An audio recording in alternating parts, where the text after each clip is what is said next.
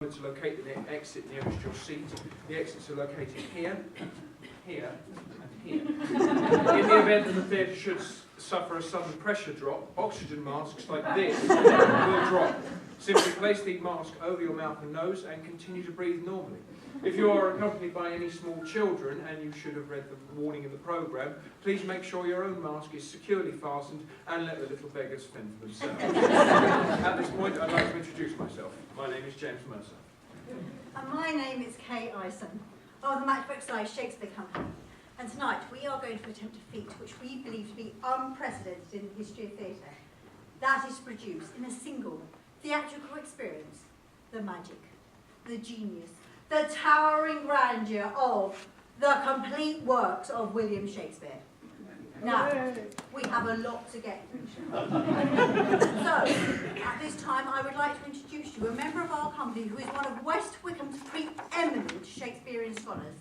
He has a master's from the University of York, where I believe he read 2 books about William Shakespeare. He is here tonight to provide for you a preface to the complete works of William Shakespeare, abridged. Please welcome to the stage, Mr. Tim Pearce.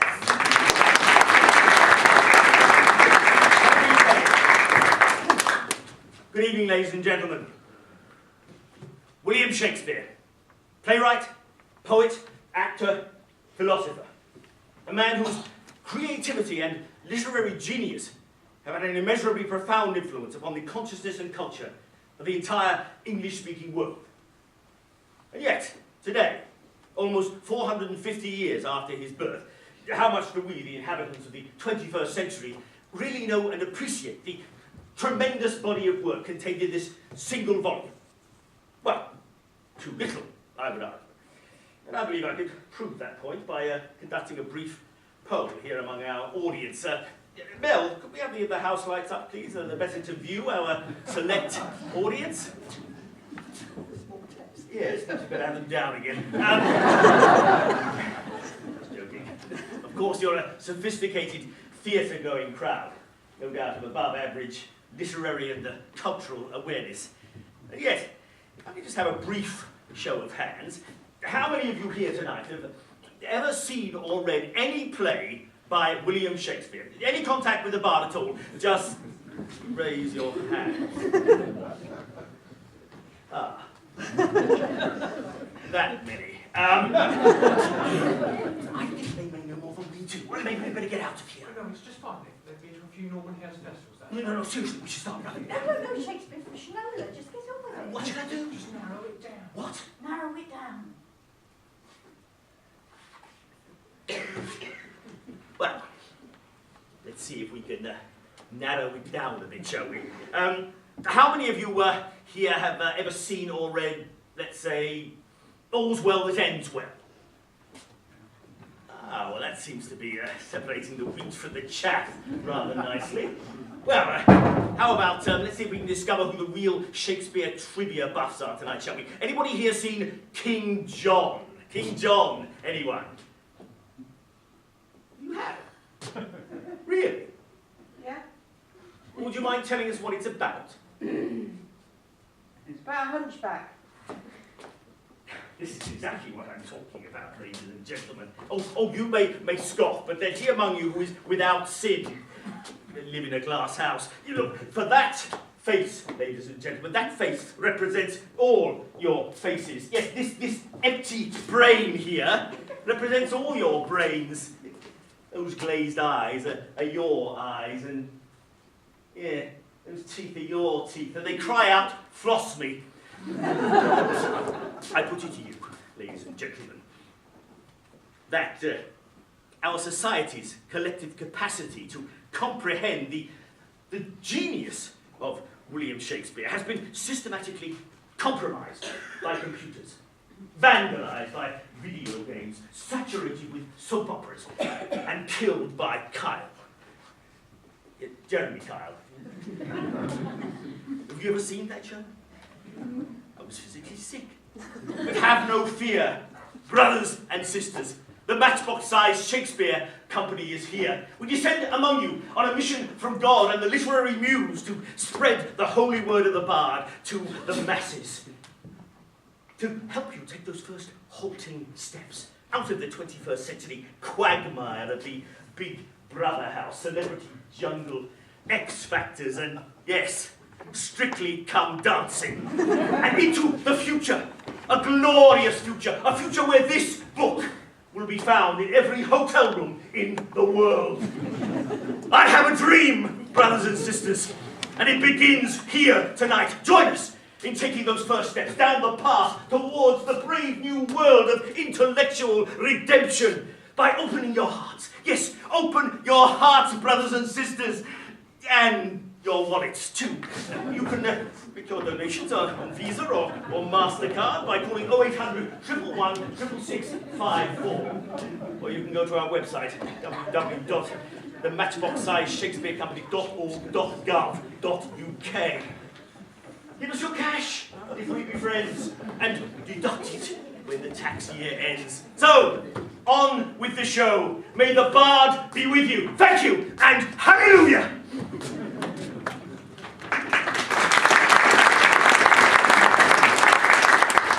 Now, anyone who has a copy of this book will know that no collection is complete without a brief preface of the biography of the life of William Shakespeare.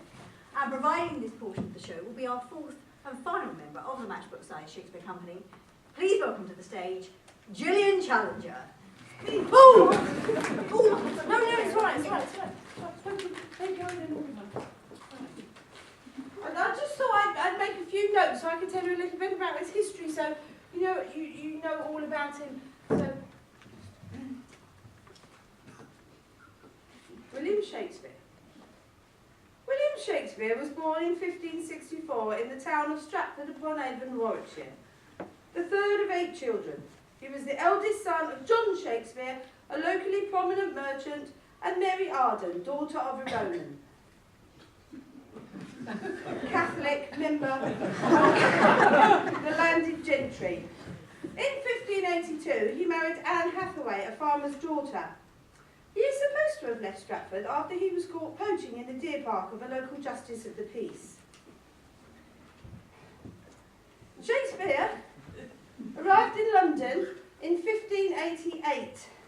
By 1592, he had achieved success as an actor and a playwright. After 1608, his dramatic production lessened, and it seemed that he spent more time in Stratford. There, he dictated to his secretary, Rudolf Hess, the work Mein Kampf, in which he set forth his programme for the restoration of Germany to a dominant position in Europe. After reoccupying the Rhineland zone between France, Germany, and annexing Austria as a Sudetenland and the remainder of Czechoslovakia, Shakespeare invaded Poland on September 1939, thus facilitating...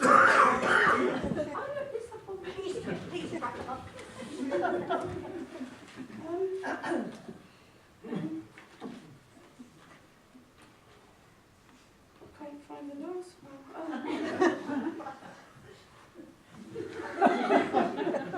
Shakespeare remained in Berlin when the Russians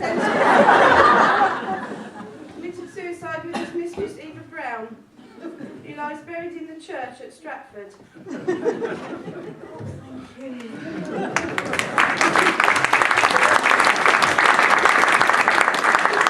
For that startling introduction.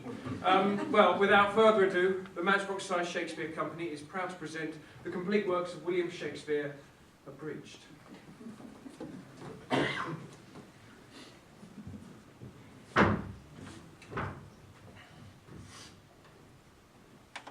Alas, my love, you do me wrong to cast me off discourteously, for I have loved you well and long, delighting in your company. No, you really don't deserve to sing, to be fair. They're very, very unpleasant. No, I just thought I'd pop out this evening for the next 1 minute and 47 seconds, hopefully, as director, just to say hello and make sure you're all feeling comfortable and very well. It's very rare for a director to meet the ticket-buying audience. Usually one gets a little cheap cameo where one comes on, gets executed and dragged off ignominiously. But no, I'm here tonight to make sure you're comfortable there, sir, are you? Excellent. You looking forward to any particular play this evening? Yeah. here, sir? Particular A particular Shakespeare? Yeah, Macbeth. Oh. Well, that's it, I bet. Sir, I can see you're a great Shakespeare. Any particular favourite yourself? Not particularly, no, quite a general. A general one, I can see you've got a few. Here I can see a true discerning Shakespearean scholar. Good evening, sir. A particular play that you were looking for? Oh, King Lear. King Lear. Well, I can guarantee you'll get a bit of Lear this evening. Now, you see, I could actually have sung for you, but I did it last night. And I forgot the words. And that actually genuinely happened, so I thought this evening I'd just come out and have a few words with you in a more sort of friendly fashion. And as for the dancing, sheesh. So, ladies and gentlemen, all I hope is that you'll have a very splendid evening. You enjoy yourself, sit back, relax, and prepare yourself for the complete works of William Shakespeare, abridged!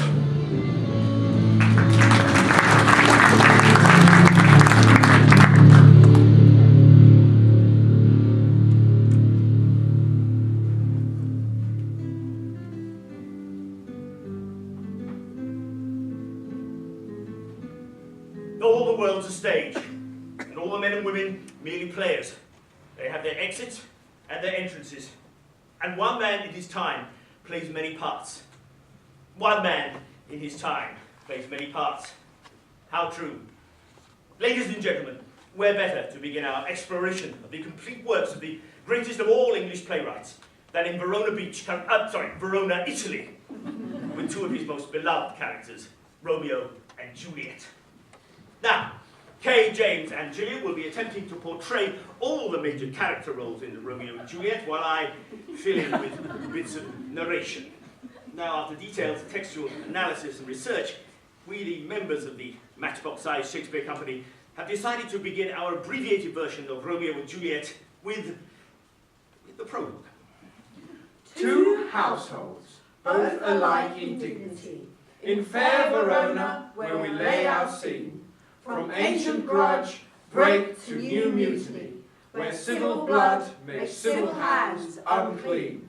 From forth the fatal loins of these two foes, a pair of star-crossed lovers take their life, whose misadventured, piteous overthrows doth with their death bury their parents' strife. Act 1, Scene 1. In the street meets two men, tall and handsome. One Benvolio, the other named Samson. Their hatred fueled by an ancient feud. For one serves Capulet, the other Montague. Oh, I had a little doggy, and his name was Mr. Jiggs, and I sent him to the grocer to buy a pound of eggs. Oh, is it? I hate this guy. I'm really going to sort him out. You just wait and see, because he's not going to know what's going to happen.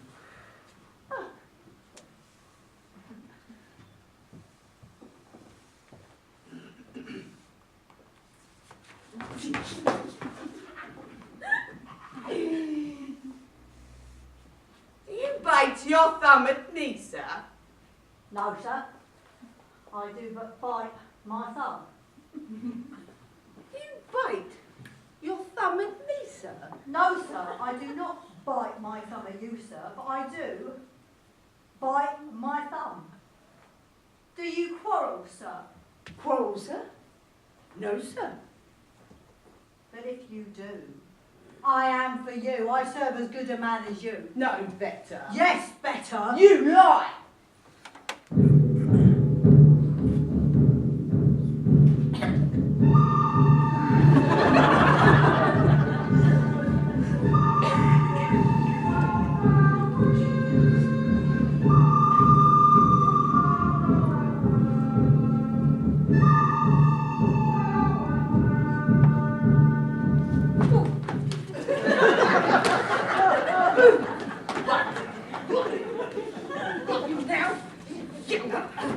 Get you! Rebellious subjects, enemies of peace, profaners of this neighbour saying still, you, Capulet, shall go along with me. You, Benvolio, come you this afternoon to know our further pleasure in this case.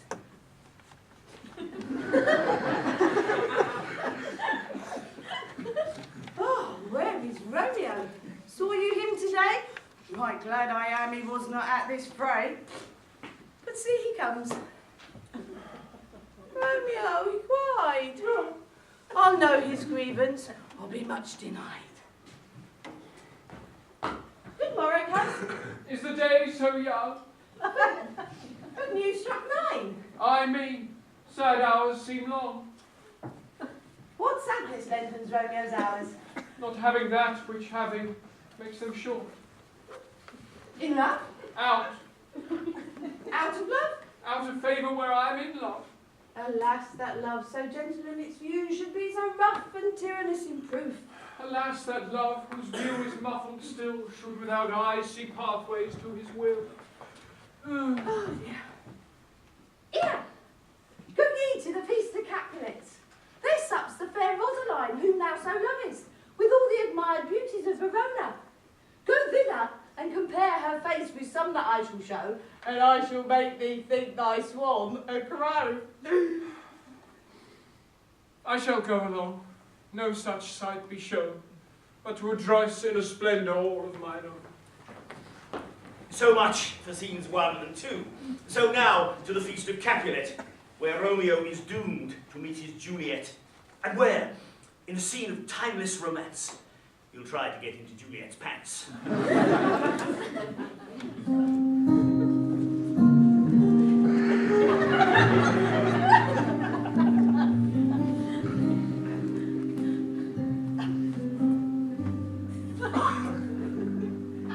Teach the torches to burn bright.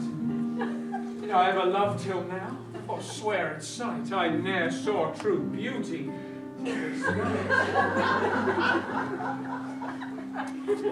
If I may profane my unworthiest hand, this holy shrine, this gentle fine is this. My lips like 2 blushing pilgrims ready stand to soft this rough touch with a tender kiss. Good pilgrim, you do wrong your hands too much, which mannerly devotion shows in this. For saints have hands that pilgrims' hands do touch, and palm to palm is holy palmer's kiss. Have not saints' lips and holy palmers too? Aye, pilgrim, lips that they must use in prayer. Then, dear saint, let lips do what hands do. Saints do not move, though grant for prayer's sake. Then move now, let my prayers effect I take. From my lips the sin that they have took. Let me have my sin again. Oh, trespass, sweet urges. Let me have my sin again.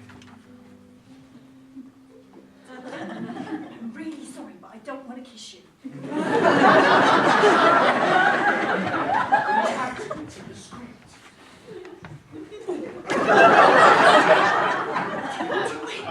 Kiss by the book. Coming, mother. She Capulet? I fear so. More's my unrest. What are you doing? Balcony scene.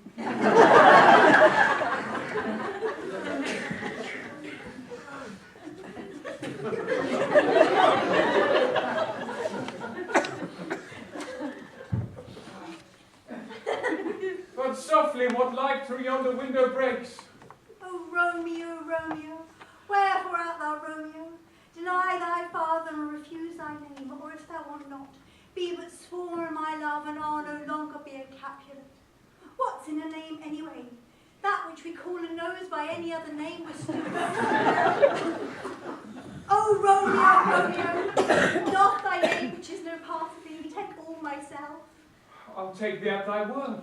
Call me but love, and I shall be new baptized. Henceforth I shall never be Romeo. What man art thou? Art thou not Romeo and a Montague?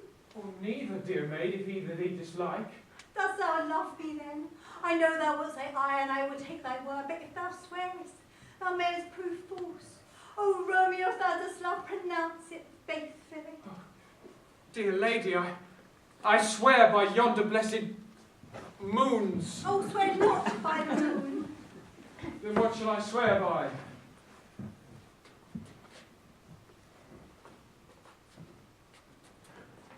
Dear lady, I swear by yonder blessed Virgin. Swear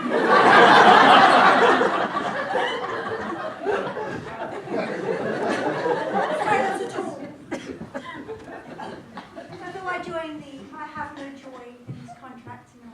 too rash, too sudden, too unabide, too like lightning, which ceases to be once one can say it lightens. Sweet good night.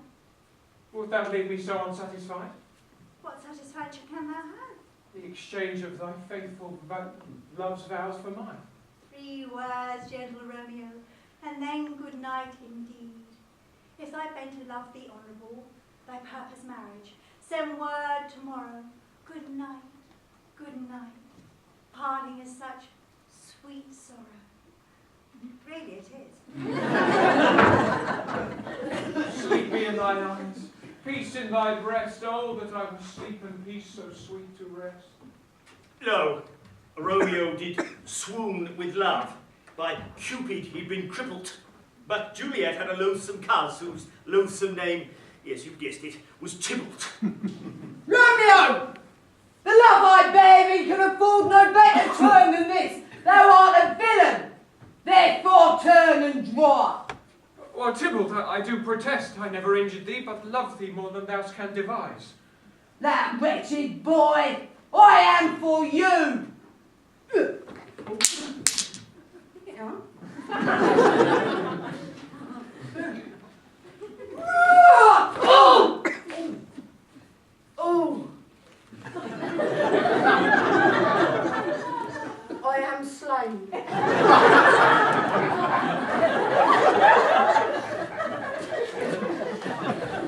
What did you do there? I don't know, she skipped a whole load of stuff.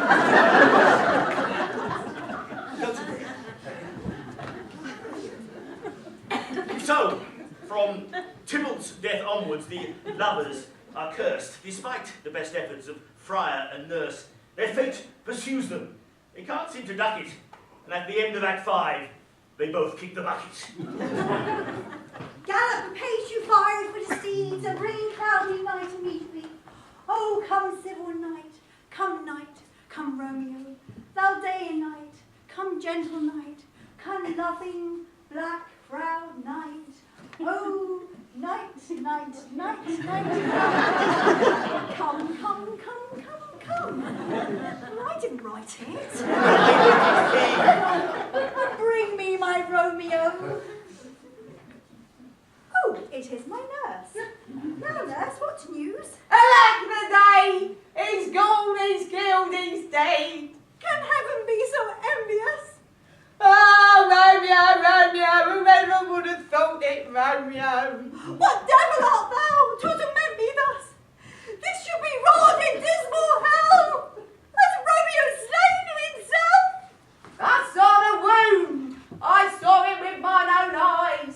Here in this manly breast. Oh, men are all dissemblers. They take things apart and reassemble them. What dissemblers? Ah! He's dead! He's killed! He's gone! He's dead! Oh, hello, what are you doing?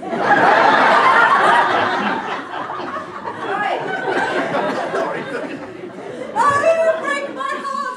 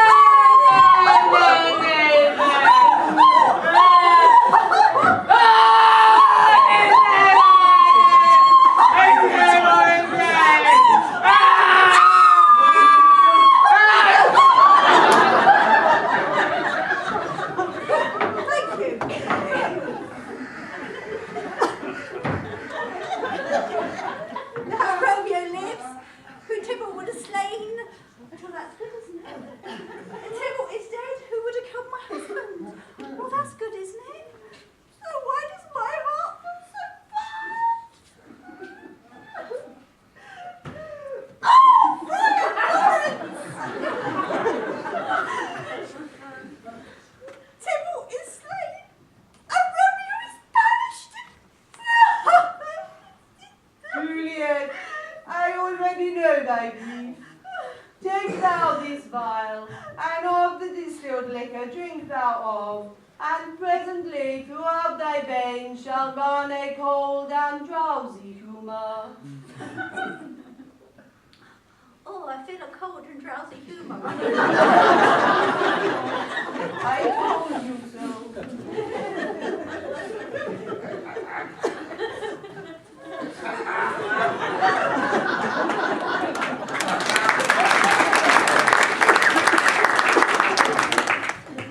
Oh no! My love! My wife! My. Death, that have sucked the honey from thy vein, have no effect yet upon thy beauty. Oh, Juliet, why art yet thou so fair? Am I to believe that death, who is amorous, should keep thee in thy darkness to be his paramour? Here's to my love. Oh, true apothecary, thy drugs are quick. Thus, with a kiss, I die.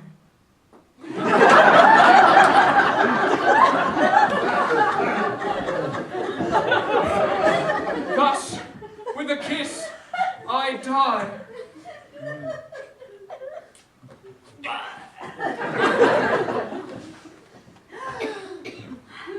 Oh, good morning.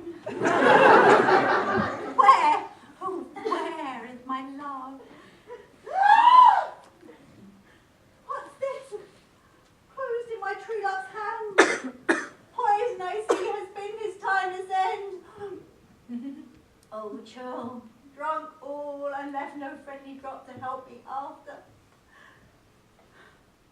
Then I'll be brief. Oh, happy dagger, there's thy sheath! Well, that's Romeo for you.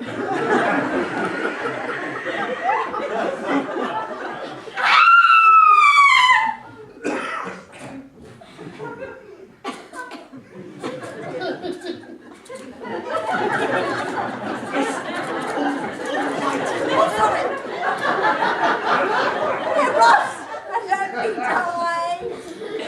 The end.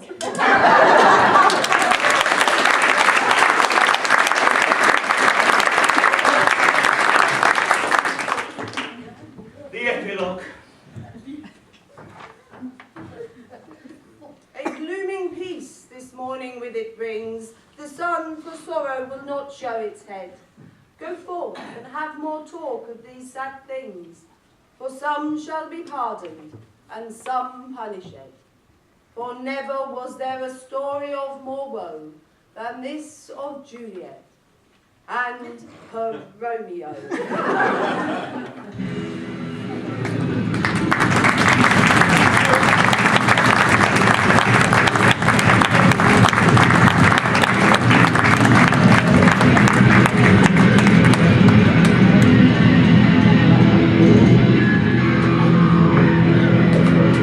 Thank you, West Wickham, and good night!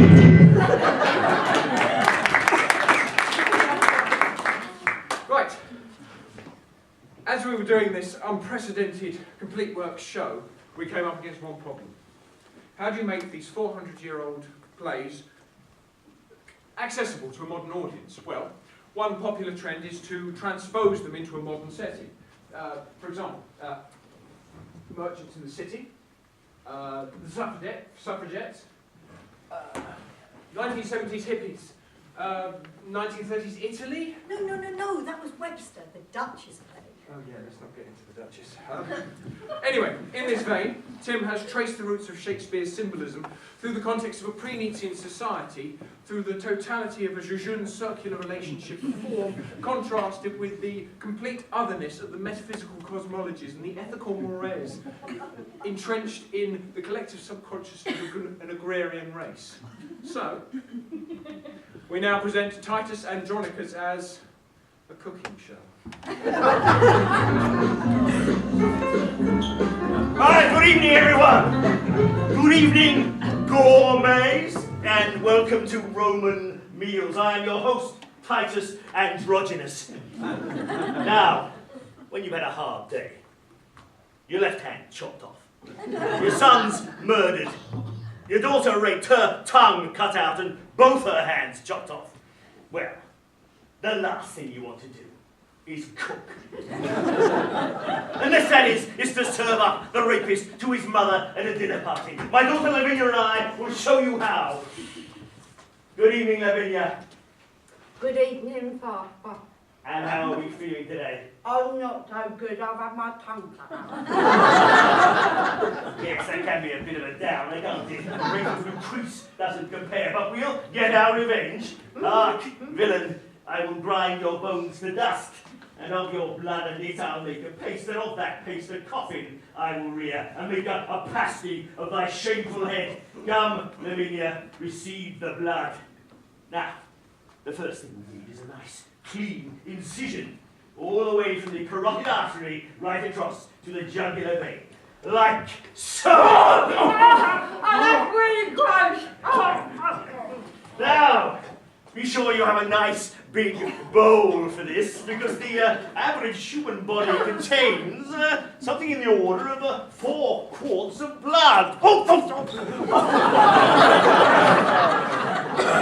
I should hang on to that if I were you. There are a few queasy moments later on. But when that is dead, which should be right about now. Yes. You go grind his bone to powder, and with this hateful liquor temper it, and in that paste let his vile head be baked. At about 440 degrees, I think. Is that gas mark 8? I think, yes, gas mark 8. And after about 40 minutes, you'll have the most delicious human head pie. Here's one we prepared earlier. Fit to serve a king, with lady fingers for dessert. Now, who'll be the first to try this delicious taste treat? Welcome, gracious lord, welcome, great queen. Wilt please thou feed? Wilt please thou eat? You like the garnish of the eyeball? Yes. It's finger-licking good! Well, that's about all time we have now, ladies and gentlemen. But be sure to join us next week, when our guest chef, Timon of Athens, will be demonstrating his signature dish of stones drizzled with warm water. He'll be making some ratatouille from our special guests, the Merry Wives of Windsor. But until then, bon appetit!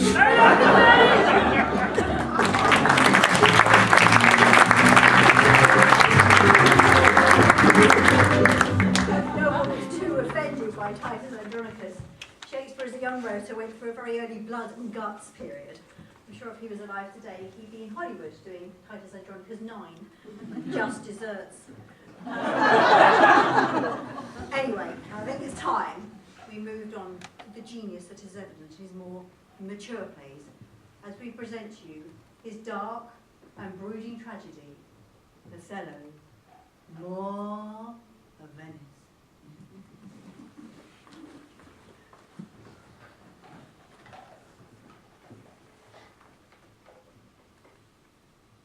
Speak of me as I am.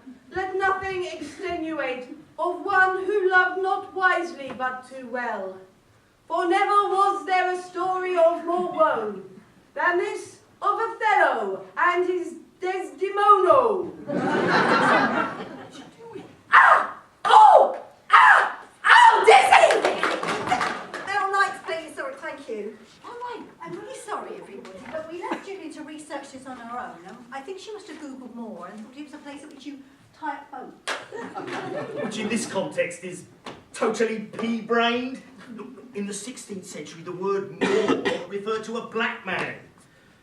I think she went a little overboard.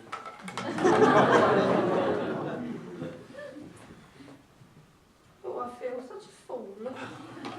Now, of course, ladies and gentlemen, we obviously have a little bit of a problem performing Othello, because the main part is written for a black actor, and well, we're not You could say we were racially challenged. Yeah. So the bottom line is, we are unable to perform at Othello or Venice, so we'll move on. No, I've got a really good idea! Yes, just because we're white doesn't mean to say we can't do Othello. Right, ready? Come with me on this. Right, ready?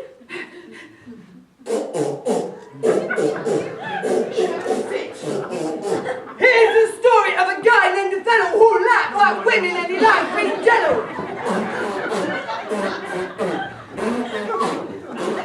And a punk named Iago who made himself a menace because he didn't like Othello, the moth of Venice. Othello got married to Desdemona. And he went off to the wars and he left her alone. He was a moaner. A grown-up. He left her alone. She was kind of letter and he didn't tell a photo. Listen, long as she was faithful, she was just a keep tight. She was the daughter of a Jew. She was totally white. And Iago loved Desi and Adonis loved Venus. And says he loved Othello because he had a big sword.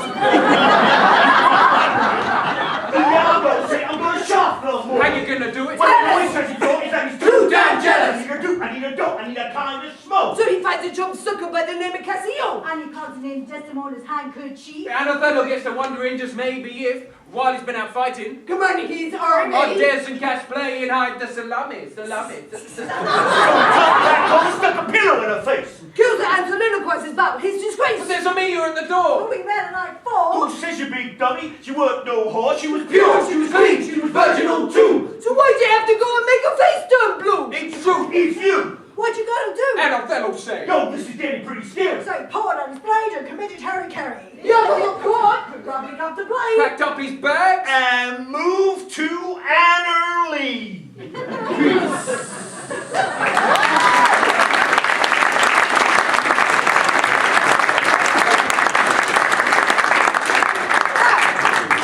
Why don't we move on from all this tragedy for a while and come to the comedies?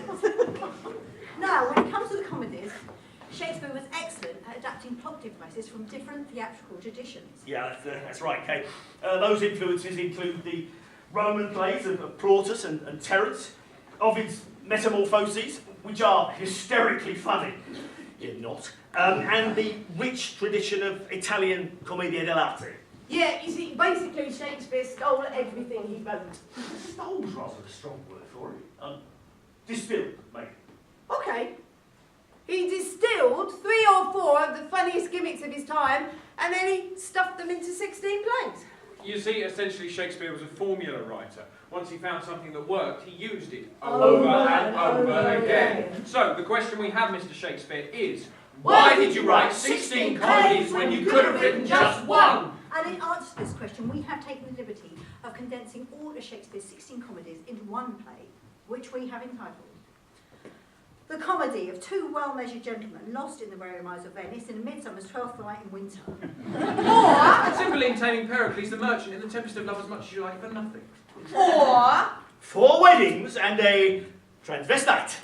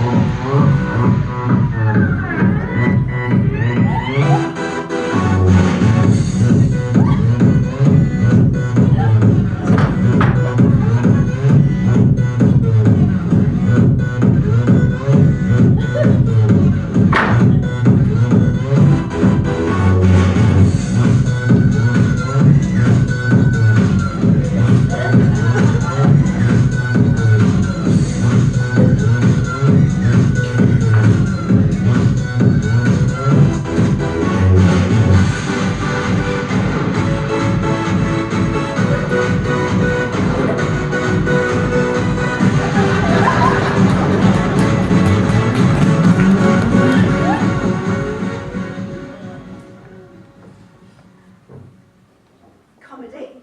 Comedy. Comedy? Comedy. Act 1.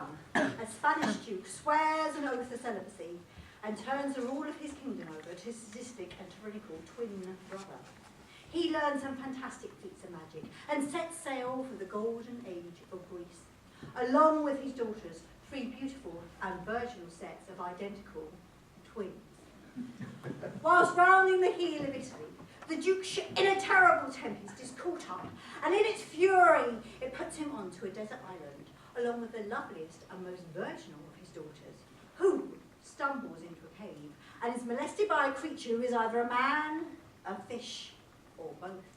Act 2. The long-lost children of the Duke's brother, also coincidentally 3 sets of identical twins, have at last arrived in Italy. Though still possessed of an inner nobility, they are ragged, destitute, penniless, flea-infested shadows of the men they once were, and in the utmost extremity are forced to borrow money from an old Jew, who makes them put down their brains as collateral on the loan. Meanwhile, the brothers fall in love with 6 Italian sisters, 3 of whom are contentious, sharp-tongued little shrews, while the other 3 are submissive, air-headed little bimbos. Act 3. The shipwrecked identical daughters of the Duke wash up on the shores of Italy, disguise themselves as men and become pages to the shrews and matchmakers to the Duke's brother's sons. They lead all the lovers into a nearby forest, where on a midsummer's evening, a bunch of mischievous fairies drop the aphrodisiac juice of the hermaphroditic flower into the shrews' eyes, causing them to fall in love with the Duke's brother's sons. Meanwhile, the Queen of the Fairies seduces a donkey, and they all have a lovely bisexual animalistic orgy.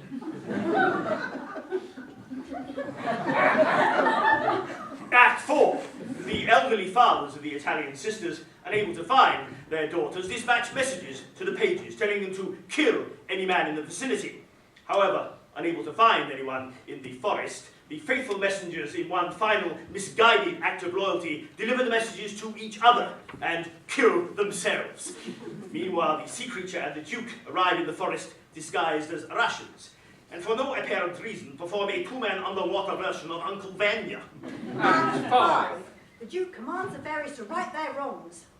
The pages and the bimbos get into a knockdown, drag-out fight in the mud. During which the pages' clothes are ripped off, revealing female genitalia. The Duke recognises his daughters. The Duke's brother's sons recognise their uncle. And one of the bimbos grows up to be Katie Price. They all get married and go out to dinner.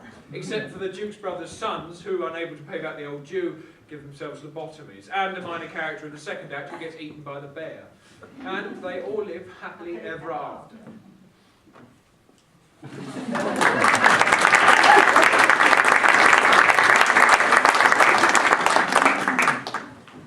Right, now, we're going to move on to the rest of Shakespeare's tragedies, because basically, we found out that the comedies aren't as half as funny as the tragedies. So, take, for instance, Shakespeare's famous Scottish play. No, don't say it. You know you're not allowed to say it. Sorry, I forgot. She didn't say it. No. Sorry. Ladies and gentlemen, you really are not supposed to discuss that play in the theatre unless you're performing it. Because you see, it's cursed.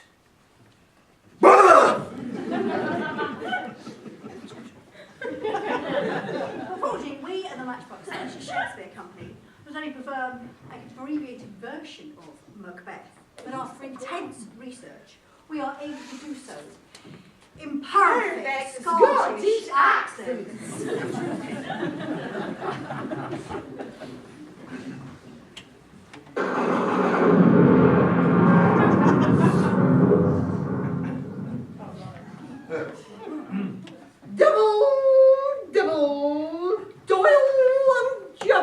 Steve!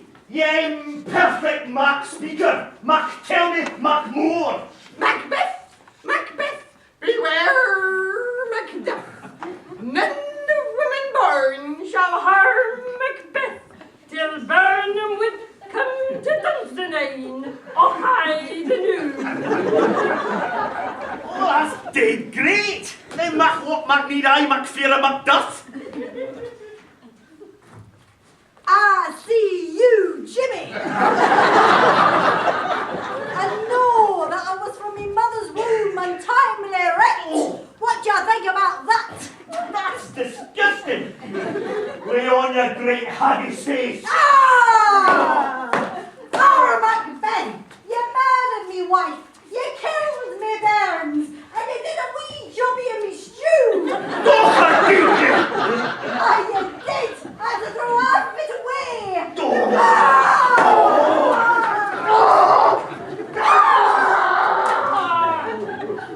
Behold! You saw his head!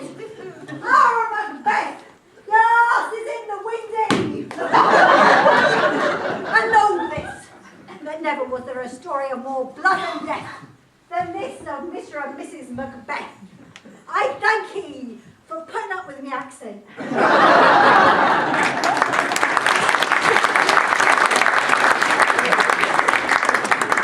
Meanwhile, Julius Caesar was a much beloved tyrant. All hail Caesar! Hail, citizens!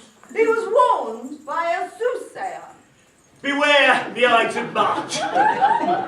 Caesar, however, chose to ignore the warning. What the hell are the Ides of March? March the 15th. Why, that's today! You're absolutely right.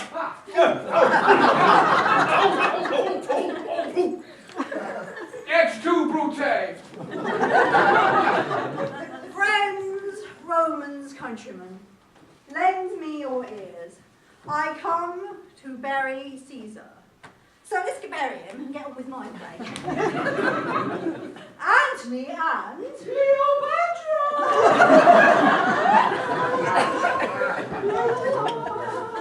Oh, is this the rasp I see before me? Ooh,